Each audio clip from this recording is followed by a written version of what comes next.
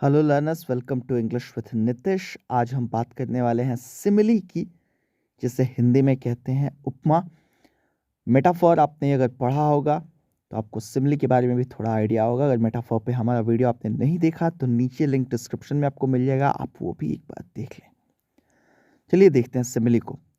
Simile किसी किन्हीं दो वस्तुओं के बीच एक समानता दिखाने के लिए जैसा, जैसी, सी, सा की तरह इस तरह के शब्दों का प्रयोग करके जो वाक्य बनाया जाता है, वहाँ जो एक तरीके से ये कॉन्सेप्ट है यूज़ होता है, उसी को सिमिली कहते हैं। उस चीज़ को, काम को ही सिमिली कहते हैं, यूँ समझ लीजिए।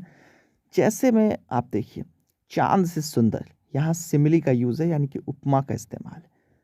कोई है लड़की या लड़का, यहाँ सी है तो हम लड़की ही मानेंगे, जिससे हम कह रहे हैं कि वो चाँद सी सुंदर है।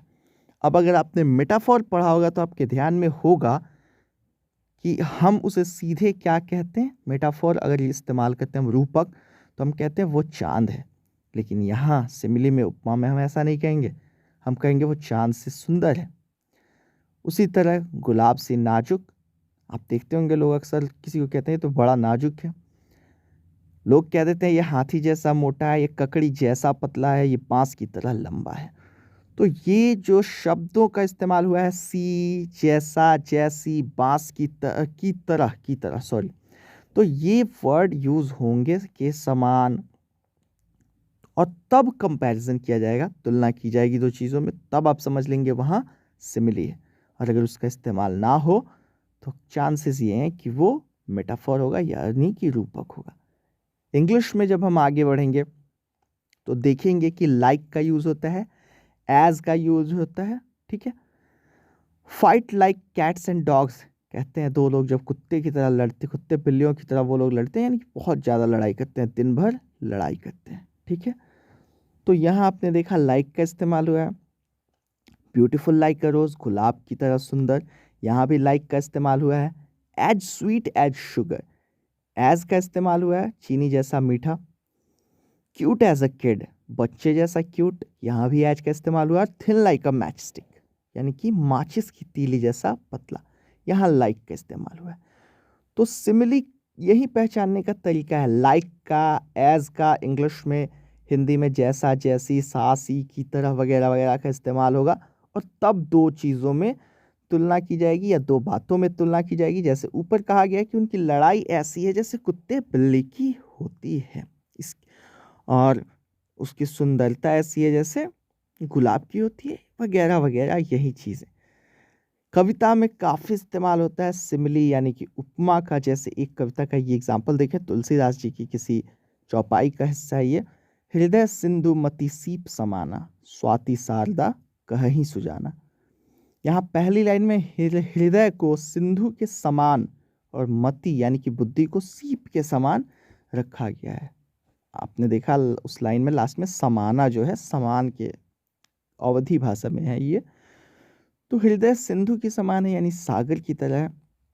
मति यानी कि बुद्धि सीप समान है। तो यहाँ भी हम कह सकते हैं कि उपमा का इस्तेमाल हुआ है। फिर यहाँ छल छल थे संध्या के श्रमकण, आंसू से गिरते थे प्रतिक्षण, ये जयशंकर प्रसाद की किसी कविता का है। यहाँ कहा गया है कि संध्या के श्रमकण यानी पसीना वो छल छल था, चारों तरफ से छलक रहा था, और गिर किसकी तरह रहा था, आंसू से गिरते थे प्रतिक्षण। वो बदन से ऐसे गिरते हैं जैसे आंसू गिरते हैं, टप टप टप, उस तरीके से वो पसीना गिर रहा था। कंपैरिजन कर दिया गया। मेटाफॉर में यानी कि रूपक में, मैंने याद होगा दुष्यंत कुमार की एक कविता हो गई है पीर पर्वत का एग्जाम्पल दिया था, यहाँ भी देखिए वो देते हैं एग्जाम्पल देते हैं। अगर वो एग्जाम्पल मैं दे रहा हूँ उसी कविता का, इस कविता में रूपक भी है, उपमा भी है, यानी मेटाफॉर भी है, सिमिली भी है। अगर आपने मेटाफॉर वाला वीडियो देखा होगा तो आपको ध्यान में होगा मैंने मेटाफॉर को हाईलाइट किया था, यहाँ मैंने सिमिली को हाईलाइट किया है। पीर हो गई है पर्वत सी, पहली लाइन में ये कहते हैं कंपैरिजन हो गया, किसकी तरह हो गई है, पहाड़ की तरह। तीसरी लाइन में कहते हैं दीवार पर्दों की तरह हिलने लगी, दीवार हिल रही है किसकी तरह, पर्दों की तरह। तो यहाँ सी का, जैसी का, की तरह का इस्तेमाल है, तो ये सिमिली का एग्जाम्पल है। जबकि इसी में आप लोग देखें एक जगह हिमालय आया है, जो हम लोगों की पीड़ा को कहा गया है, गंगा, यानी कि कोई बदलाव होना चाहिए, उसका एग्जाम्पल दिया जा रहा है, तो वो मेटाफॉर हो जाएगा। ठीक है, इंग्लिश में अब आते हैं हम लोग। तो एक नर्सरी राइम है जो आप लोगों ने काफ़ी पढ़ी होगी, twinkle twinkle little star how I wonder what you are up above the world so high like a diamond in the sky. Last line में like a diamond in the sky, आसमान में तुम टंगे हुए हो, एक हीरे की तरह दिखते हो। ठीक है, तो यहाँ भी सिमिली का यूज है। रॉबर्ट बर्न्स लिखते हैं, oh my love is like a red red rose, oh my love is like the melody. पहली लाइन में तुलना करते हैं अपने प्यार की लाल लाल लाल गुलाब से, और तीसरी लाइन में कहते हैं ये किसी धुन की तरह है। तो यहाँ भी सिमिली का इस्तेमाल हुआ है। ऑगडेन नैश की एक पोम थी the tale of Custard the dragon. पहली लाइन में आप देखिए, Belinda was as brave as a barrel full of bears. Belinda इतनी बहादुर थी जैसे कि भालुओं से बड़ा एक बड़ा सा ड्राम कह लीजिए। यहाँ और भी पोएटिक डिवाइस का इस्तेमाल है। ब का रिपीटिशन हुआ है तो एल्ट्रेशन हो जाएगा, बट उनके बारे में बाद में चर्चा होगी। हाइपरबोली भी है। फिलहाल ये देखिए, एज ब्रेव एज, कितनी बहादुर है, भालुओं से भरे एक बड़े कनस्तर जैसी। ठीक है, तो यहाँ भी सिमिली का यूज है, यानी उपमा का यूज है।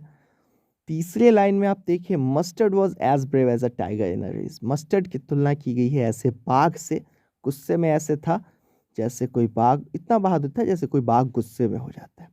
तो ये भी सिमिली का एग्जाम्पल है, यानी उपमा का एग्जाम्पल है।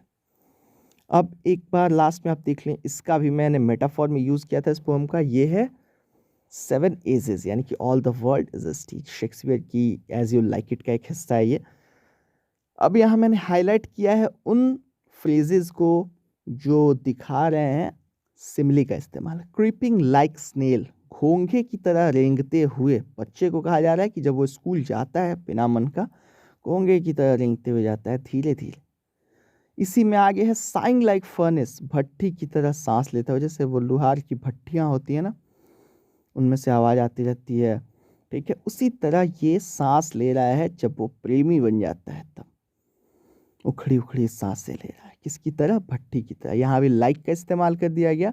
और लास्ट में बियर्डेड लाइक द पार्ड, जैसे तेंदु या लियोपार्ड होता है, उसकी हल्की हल्की दाढ़ी होती है, वैसे ही वो दाढ़ी इंसान की होती है जब वो बड़ा होके बन जाता है सैनिक।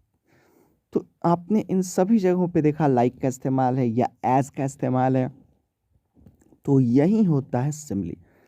डायरेक्ट कंपैरिजन करते हैं, दिखाते हुए कि किस फीचर की बात हो रही है। मेटाफॉर में वो फीचर छुपा हुआ होता है। हालांकि मेटाफॉर और सिमिली के अंतर का एक अलग वीडियो मैंने बना के डाल दिया है, लिंक आपको यहीं डिस्क्रिप्शन में मिल जाएगा।